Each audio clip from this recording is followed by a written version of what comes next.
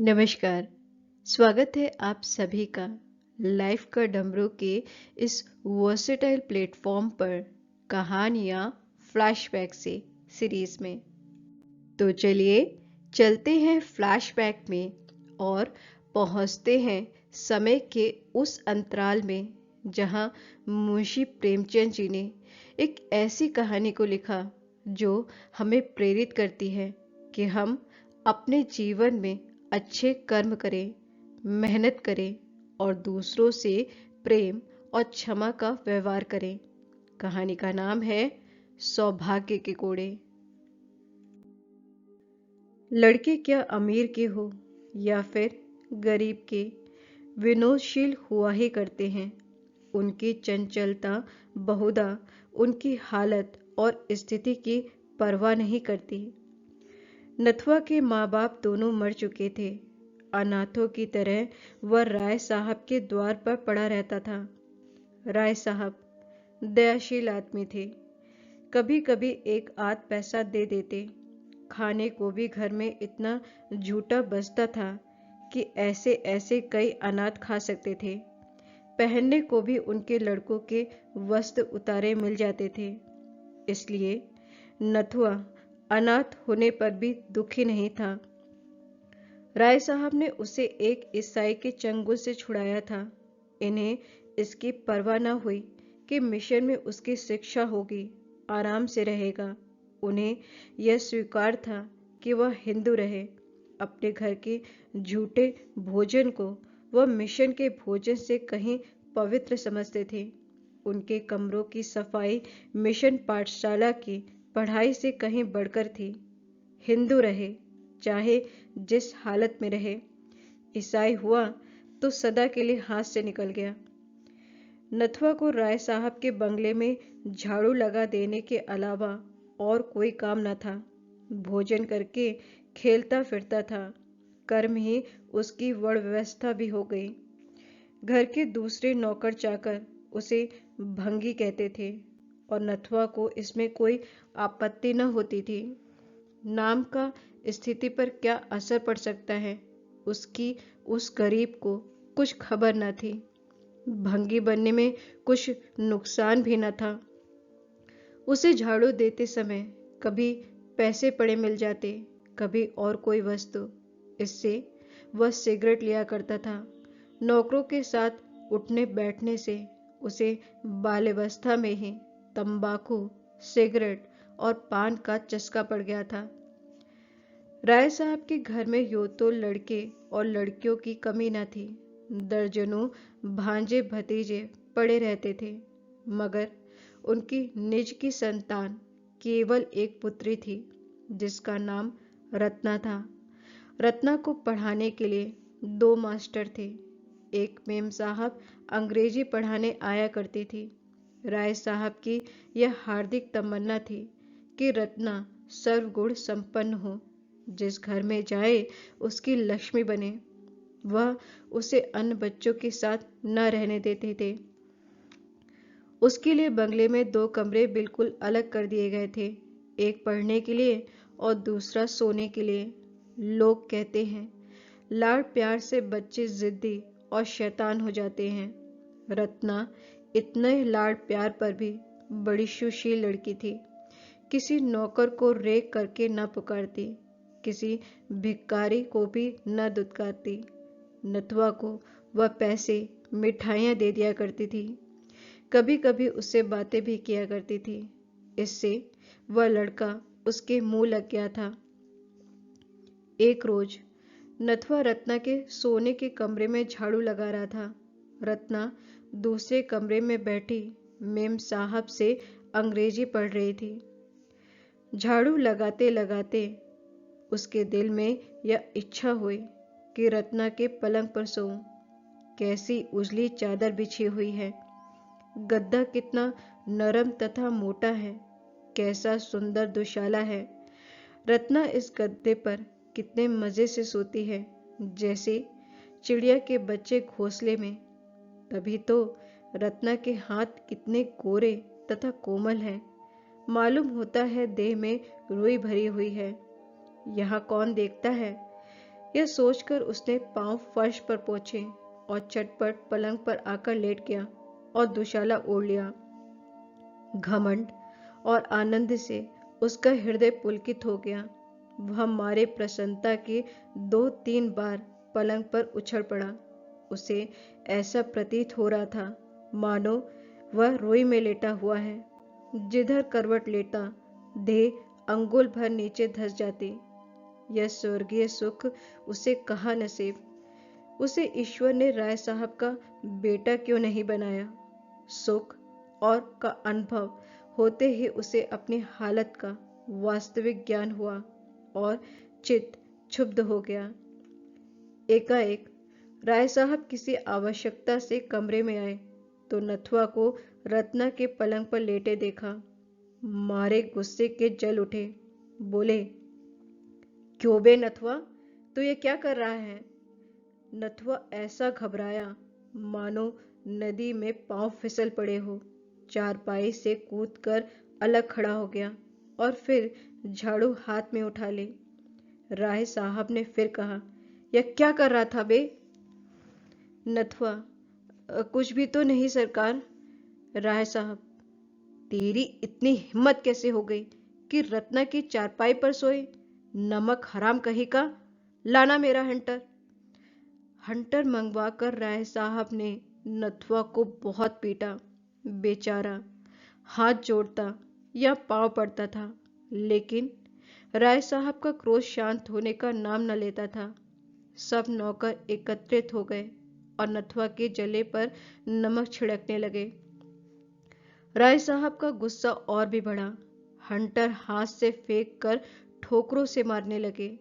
रत्ना ने इसका रोना सुना तो दौड़ी हुई आई और यह खबर सुनकर बोली, दादाजी, बेचारा मर जाएगा, अब इस पर रहम कीजिए।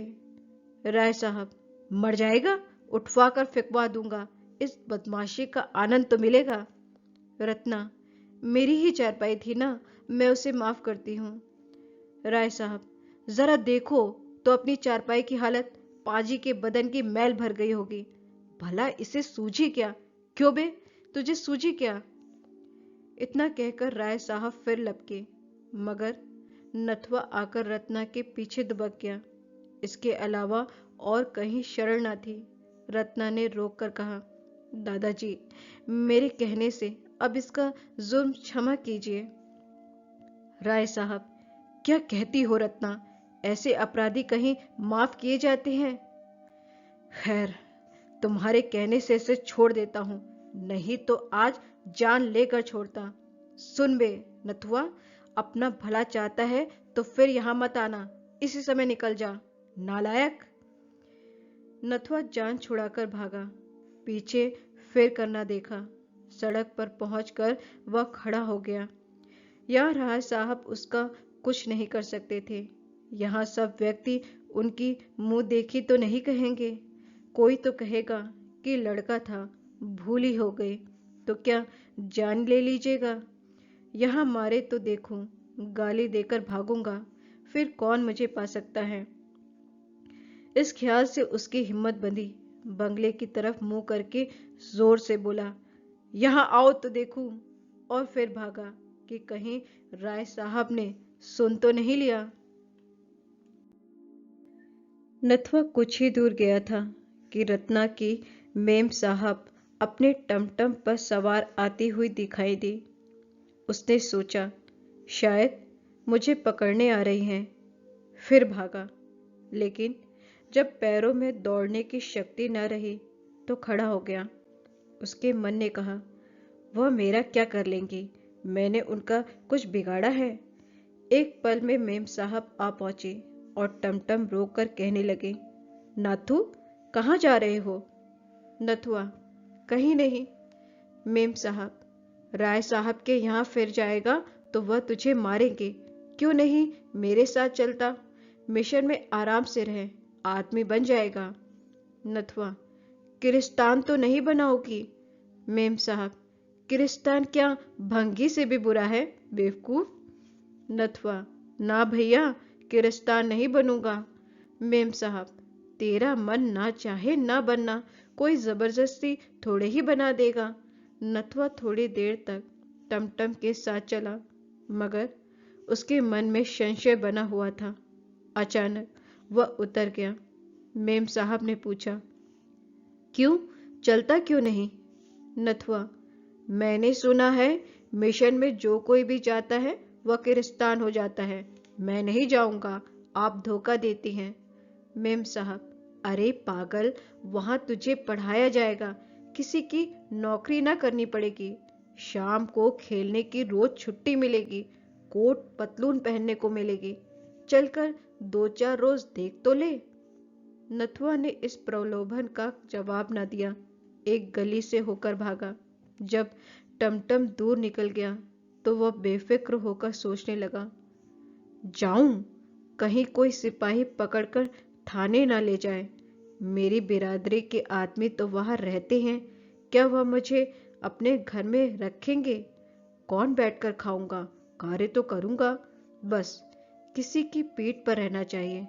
आज कोई मेरी पीठ पर होता तो हिम्मत थी कि राय साहब मुझे इस तरह मारते। सारी बिरादरी जमा हो जाती, घेर लेती, घर की सफाई बंद हो जाती, कोई दरवाजे पर झाड़ू तक न लगाता, सारी राय साहब ही निकल जाती। यह विचार करके वह घूमता घामता भंगियों के मोहल्ले में पहुंचा। शाम हो गई थी।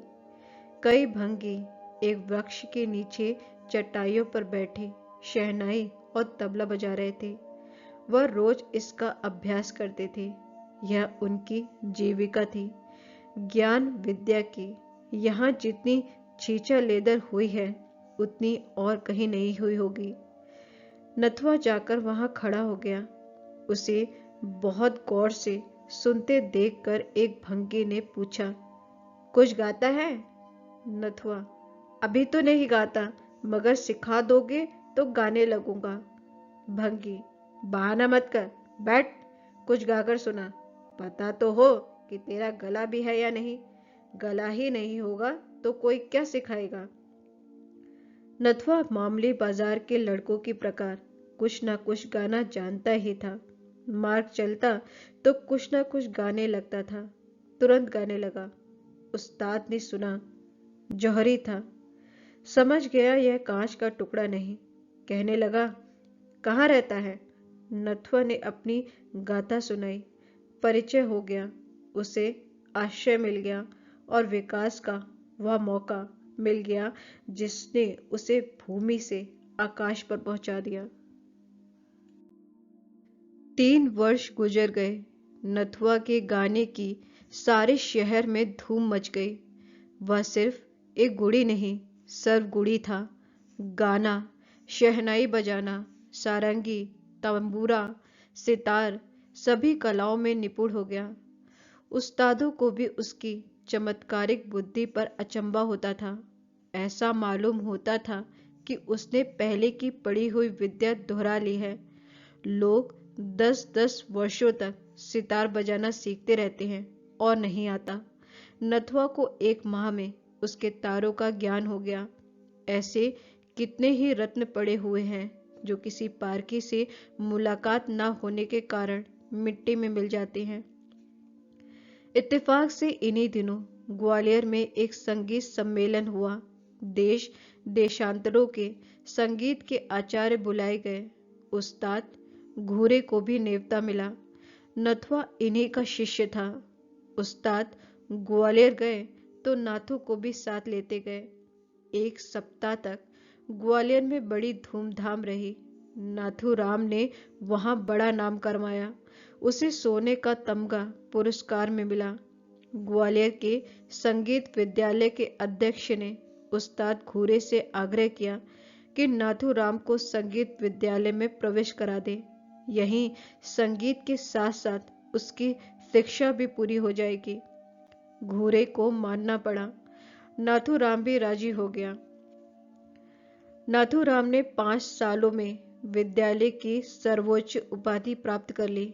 इसके साथ साथ भाषा, गणित और विज्ञान में उसकी अक्ल ने अपनी प्रखरता का परिचय दिया। अब वह समाज का भूषण था। कोई उससे नहीं पूछता था कौन जाति हो। उसका रहन सहन, रंग ढंग, अब गायकों सा नहीं, शिक्षित समुदाय का सा था। अपने सम्मान की हिफाजत के लिए वह ऊंचे वर्ण वालों का सा आचरण रखने लगा। मदिरा मांस त्याग दिया। नियमित रूप से शाम की पूजा करने लगा। कोई कुलीन ब्राह्मण भी इतना आचार विचार नहीं करता होगा। नाथूराम तो पहले ही उसका हो चुका था, अब उसका कुछ और सुसंस्कार हुआ।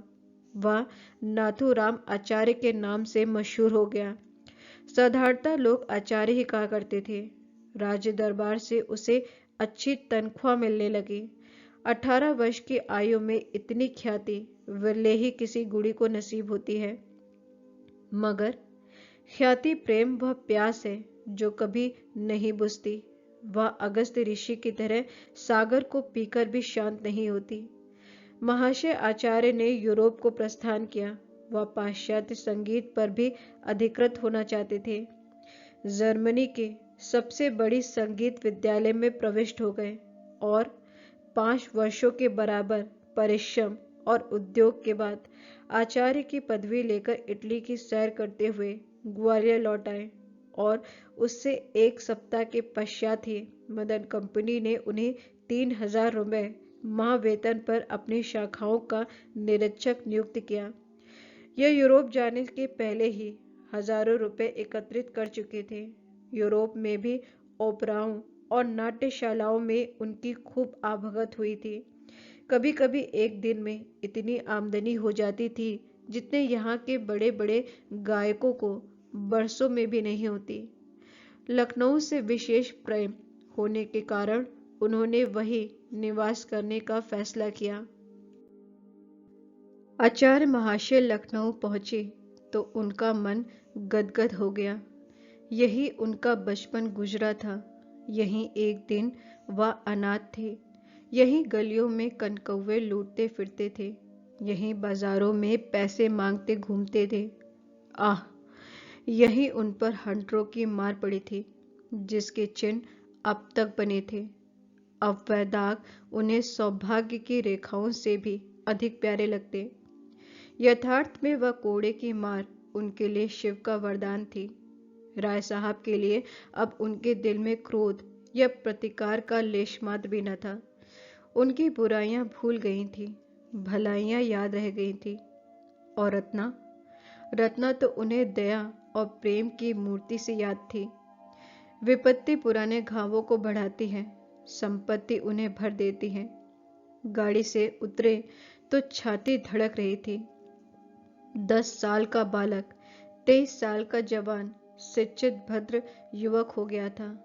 उसकी माँ भी उसे देखकर नहीं कह सकती थी कि यही मेरा नथुआ है। लेकिन शहर की काया पलट और भी आश्चर्यजनक थी। यह लखनऊ नहीं, कोई दूसरा ही शहर था। स्टेशन से बाहर निकलते ही देखा कि शहर के कितने छोटे बड़े व्यक्ति उनका स्वागत करने को खड़े हैं। उनमें एक स्त्री रमणी थी जो रत्ना से बहुत मिलती थी। लोगों ने उनसे हाथ मिलाया और रत्ना ने उनके गले में पुष्पों का हार डाल दिया। यह विदेश में भारत का नाम रोशन करने का इनाम था। आचार्य के पांव डगमगाने लगे। ऐसा जान पड़ता था अब वह नहीं खड़े रह सकते। यह वही रत्ना है। भोली भाली बालिका ने सुंदरता, लज्जा, गर्व और विनय की देवी का रूप धारण कर लिया है। उनकी हिम्मत न पड़ी कि रत्ना की और सीधी आंखों देख सके। लोगों से हाथ मिलाने के पश्चात वह उस बंगले में आए जो उनके लिए पहले से ही सजाया गया था। उसको देखकर वे चौंक गए। यह वही बंगला था जहां रत्ना के साथ वह खेलते थे। सामान भी वही था, तस्वीरें भी वही, कुर्सियां तथा मेजें भी वही, शीशे के आलत भी वही, यहाँ तक कि फर्श भी वही था। उसके भीतर कदम रखते हुए आचार्य महाशय के मन में कुछ वही भाव जागृत हो रहे थे जो किसी देवता के मंदिर में जाकर धर्मपरायण हिंदू के दिल में होते हैं। वह रत्ना के शयनगार में पहुंचे तो उनके मन में ऐसी ऐंठन हुई कि आंसू बहने लगे। यह वही पलंग है, वही बिस्तर और वही फर्श। उन्होंने व्याकुल होकर पूछा, यह किसका बंगला है? कंपनी का मैनेजर साथ था। कहने लगा, एक राय साहब है, उन्हीं का है। आचार्य, राय साहब कहाँ गए? मैनेजर, खुदा जाने कहाँ गए। यह बंगला कर्ज की इल्लत में नीलाम हो रहा था। मैंने देखा हमारे थिएटर के समीप है। अधिकारियों से लिखा पढ़ी की और इसे कंपनी के नाम कर लिया। 40,000 में यह बंगला सामान सहित मिल गया। आचार्य, मुफ्त में मिल गया? तुम्हें राय साहब की कुछ सूचना नहीं? मैनेजर, सुना था कि कहीं तीर्थ करने गए थे, खुदा जाने लौटे अथवा नहीं। आचार्य महाशय जब शाम को सतर्क होकर बैठे तो एक आदमी से पूछा, क्यों जी उस्ताद, घूरे की भी स्थिति जानते हो? उनका नाम बहुत सुना है। आदमी ने सकरुण भाव से कहा, खुदाबंद, उनका हाल कुछ मत पूछिए। शराब पीकर घर आ रहे थे, मार्ग में बेहोश होकर सड़क पर गिर पड़े। उधर से एक मोटर लारी आ रही थी, ड्राइवर ने देखा नहीं, लारी उनके ऊपर से निकल गई। सुबह को लाश मिली। खुदाबंद, अपने फन में एक था, अब उसकी मृत्यु से लखनऊ सूना हो गया। अब ऐसा कोई नहीं रहा जिस पर लखनऊ को घमंड हो। हाँ, नथवा नाम का एक लड़के को उन्होंने कुछ सिखाया था तथा उससे हम लोगों को आशा थी कि वह उस्ताद का नाम जिंदा रखेगा, पर वह यहाँ से ग्वालियर चला गया, मालूम नहीं कि कहाँ गया। आचार्य महाशय के प्राण सूखे जाते थे कि अब बात खुली, कि अब खुली। सांस रुकी हुई थी, जैसे कोई तलवार लिए सिर पर खड़ा हो। बारे कुशल हुए, घड़ा चोट खाकर भी बच गया। आचार्य महाशय उस घर में रहते थे, लेकिन उसी तरह जैसे कोई नई बहू अपने ससुराल में रहे। उनके दिल से पुराने संस्कार न मिटते थे। उनकी आत्मा इस यथार्थ को मंजूर न करती थी कि अब यह उनका घर है।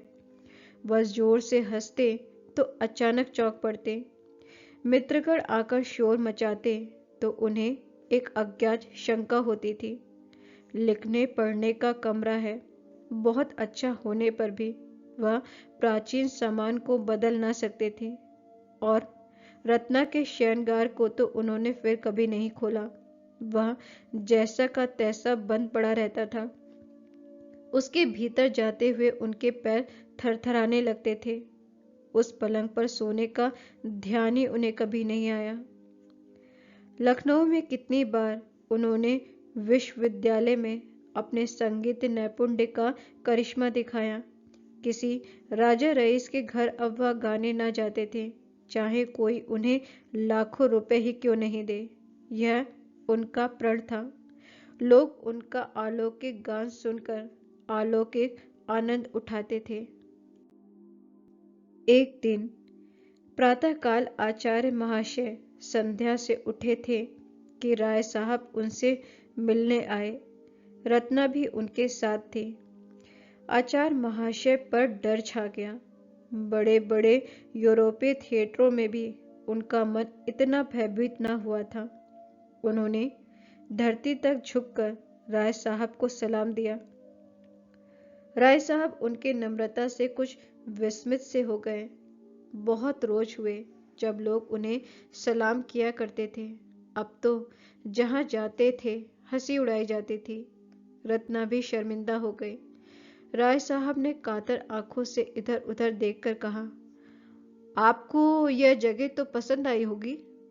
आचार्य, जी हाँ, इससे बढ़िया स्थान की तो मैं कल्पना ही नहीं कर सकता। राय साहब, यह मेरा ही बंगला है और मैंने ही इसे बनाया था तथा मैंने ही इसे बिगाड़ भी दिया। रत्ना झेपते हुए बोली, दादाजी, इन बातों से क्या फायदा?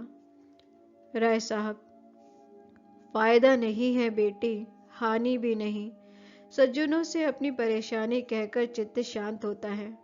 महाशय, यह मेरा ही बंगला है, या यूं कहिए कि था। 50,000 सालाना इलाके से मिलते थे, मगर कुछ आदमियों की संगत में मुझे सट्टे का चस्का पड़ गया। 2-3 बार ताबड़तोड़ बाजी हाथ आ गई। हिम्मत खुल गई। लाखों के वारे न्यारे होने लगे, लेकिन एक ही घाटे में सारी कसर निकल गई। बदिया बैठ गई, पूरी जायदाद खो बैठा। सोचिए, 25 लाख का सौदा था। कोड़ी सीधी पड़ती तो आज इस बंगले का कुछ और ही ठाठ होता। अब पिछले दिनों को याद कर करके हाथ मलता हूँ। मेरी रत्ना को आपके गाने से बड़ा प्यार है। जब देखो आप ही की बात किया करती है। इसे मैंने बीए तक पढ़ाया। रत्ना का चेहरा लाज से लाल हो गया।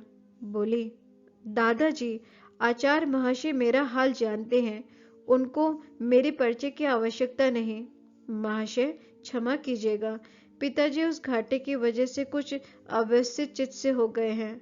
वह आपसे यह विनती करने आए हैं कि यदि आपको कोई आपत्ति ना हो तो वह कभी कभी इस बंगले को देखने आया करें।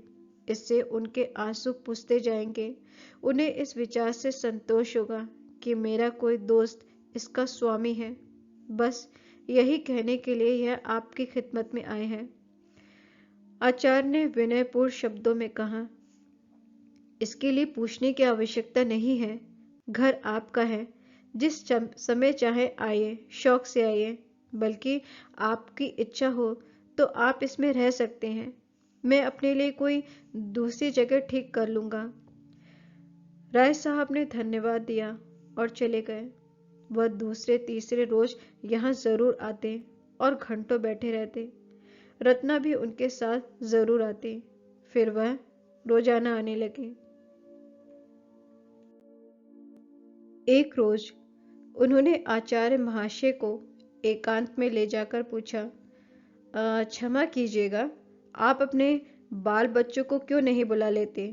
एकांत में तो आपको बहुत कष्ट होता होगा। आचार्य, मेरी तो अभी शादी नहीं हुई और न करना चाहता हूँ। यह कहते ही आचार्य महाशय ने आंखें मूंद ली। राय साहब, विवाह से आपको क्यों ऐतराज है? आचार्य, कोई खास कारण तो नहीं बता सकता, बस इच्छा ही नहीं है। राय साहब, आप ब्राह्मण हैं? आचार्य जी का रंग उड़ गया। संशय होकर कहने लगे, यूरोप की यात्रा के पश्चात वर्णभेद नहीं रहता। जन्म से चाहे जो कुछ हो, कर्म से तो शूद्र ही हो। राय साहब, आपकी नम्रता को धन्य है। दुनिया में ऐसे सज्जन लोग भी पड़े हुए हैं। मैं भी कार्यों से ही वर्ण मानता हूँ।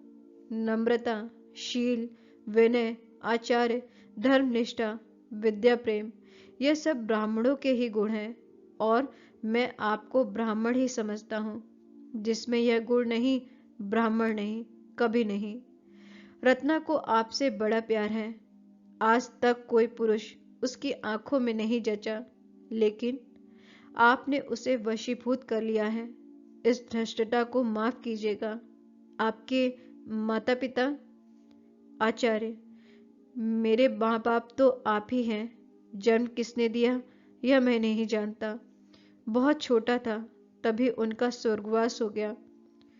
राय साहब, वह आज जिंदा होते तो आपको देखकर उनकी गज भर की छाती होती। ऐसे सपूत पुत्र कहाँ होते हैं?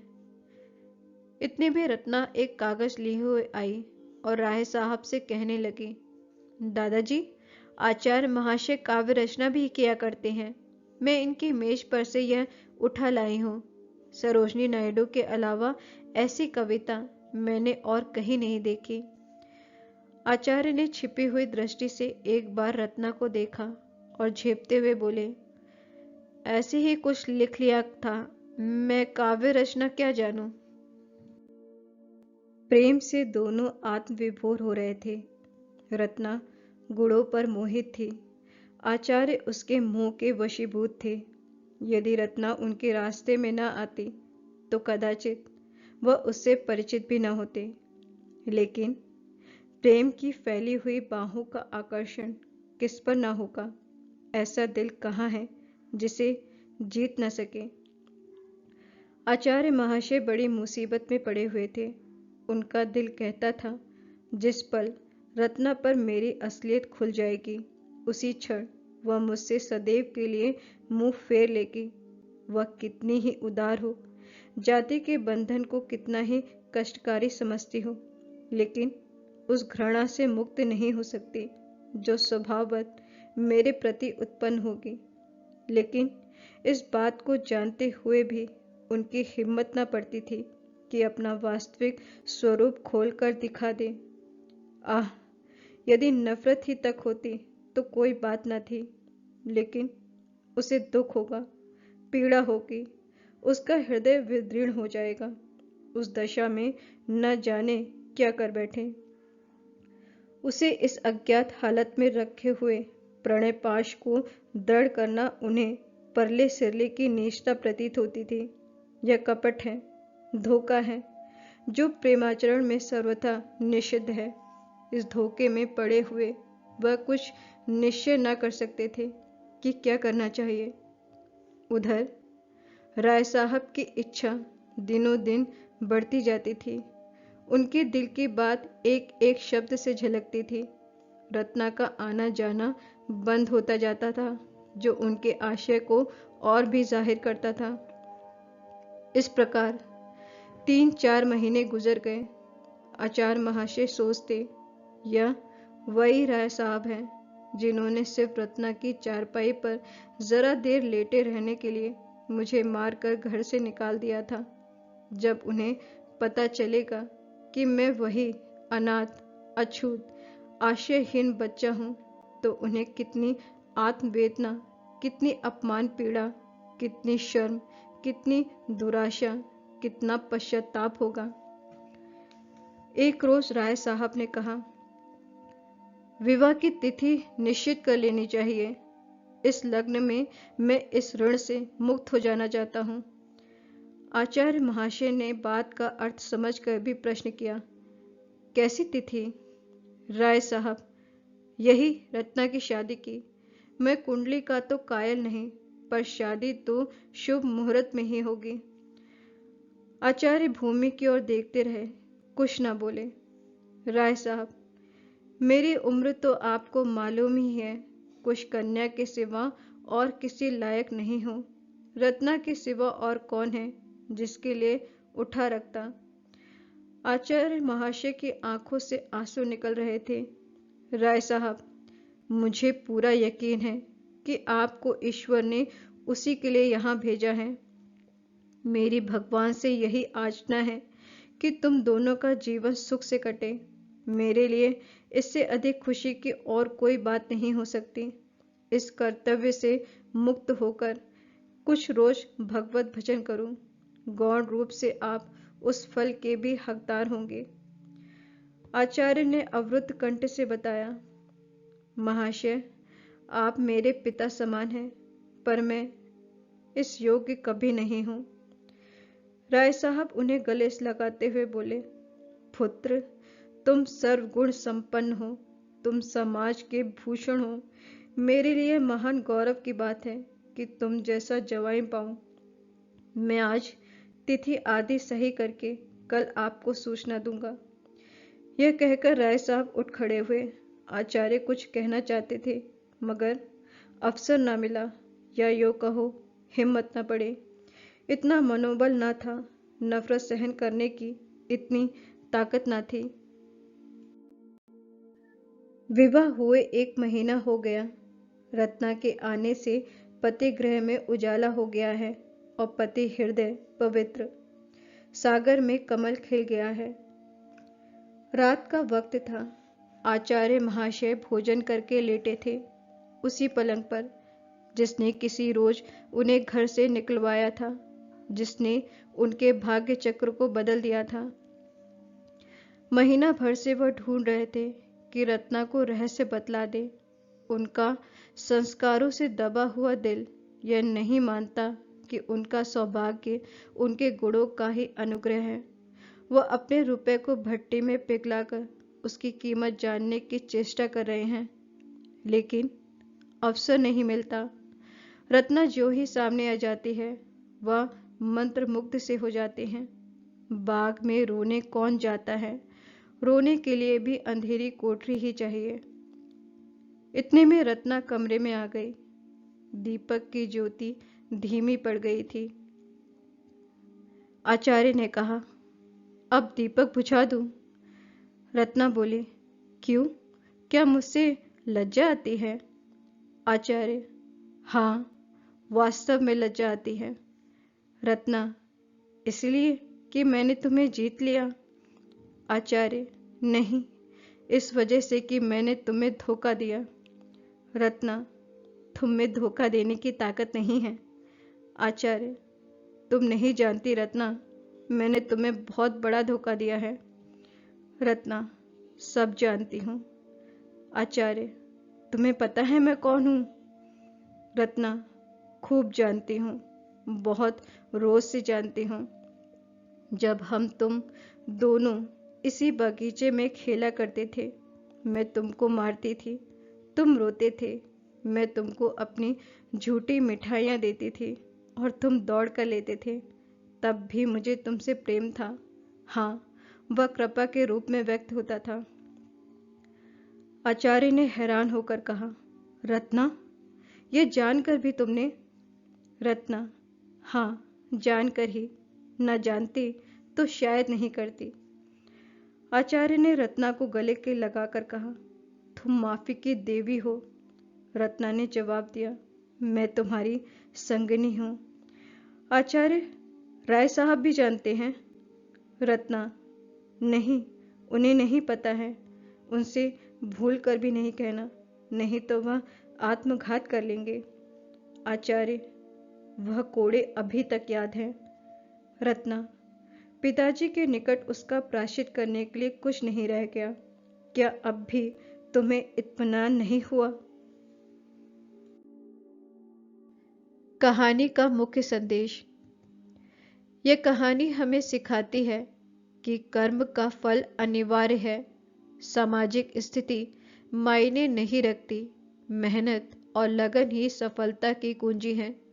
शिक्षा और ज्ञान जीवन को बदल सकते हैं। प्रेम और क्षमा जीवन की सबसे बड़ी शक्तियां हैं। अतीत को भूलकर आगे बढ़ना ही जीवन का सच्चा अर्थ है। यह कहानी हमें प्रेरित करती है कि हम अपने जीवन में सकारात्मक बदलाव ला सकते हैं और अपनी मेहनत और लगन से सफलता प्राप्त कर सकते हैं। तो ये थी कहानी सौभाग्य के कोड़े। कहानी अगर आपको अच्छी लगी है तो इस वीडियो को लाइक करिए, शेयर करिए, लाइव का डमरू के इस यूट्यूब चैनल को सब्सक्राइब करिए और साथ में बेल आइकन को प्रेस करना जरूर याद रखिए ताकि आने वाले वीडियोस के नोटिफिकेशन आपको टाइम पर मिलते रहें। इस वीडियो में इतना ही, फिर मिलते हैं एक नए वीडियो में एक नई कहानी के साथ। तब तक के लिए आप अपना ख्याल रखिए, अपनों का ख्याल रखिए, खुश रहिए, मुस्कुराते रहिए और जिंदगी में चाहे जो भी हो जाए हमेशा पॉजिटिव रहिए। शुक्रिया।